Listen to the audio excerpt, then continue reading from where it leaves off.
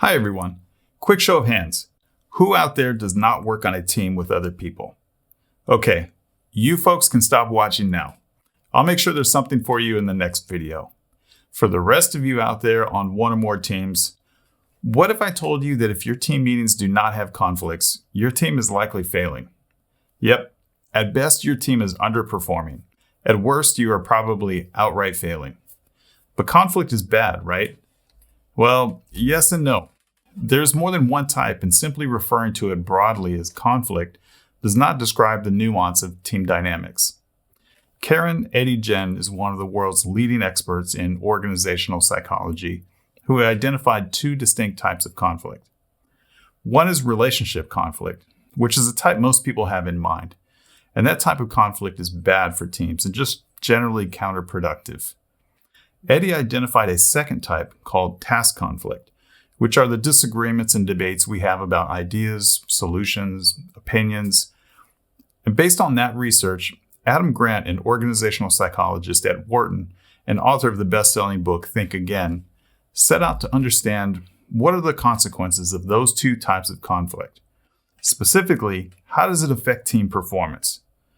By the way, I definitely recommend you read his book. Grant interviewed and surveyed hundreds of teams in Silicon Valley at the start of their projects, and then interviewed the manager of the team at the end of each project to find out how successful the teams were. Over the course of 6 months, two trends emerged. Low-performing teams started with greater relationship conflict on the team.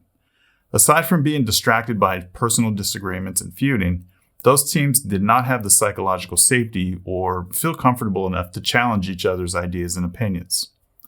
And the high-performing teams, as you might expect, they started with a lower amount of relationship conflict, and because of that, they felt safe to engage in more task conflict, challenging each other and ultimately coming to better solutions and results. Grant also performed a meta-analysis of over 100 studies revealing that moderate task conflict early in a project produced tangible results. He found that those moderate task conflict teams generated more original ideas in Chinese technology companies, innovate more in Dutch delivery services, and make better decisions in American hospitals. One of the researchers stated, "The absence of conflict is not harmony, it's apathy." Let me give you a real-life example. I'm on the solution consulting team at EIS. A couple of months ago in our weekly team meeting, there was a bit of a conflict. To be clear, we're a friendly bunch. So much so that during the yearly team retreat, a team member said that what they liked most about being on the team is the psychological safety to communicate their ideas and opinions. Well, on this particular weekly meeting, I disagreed with one of the other senior people on the team and said exactly that. I disagree with that. And throughout that discussion, well, let's just say voices were raised. But what is important is that we only did that because we had the safety to do it.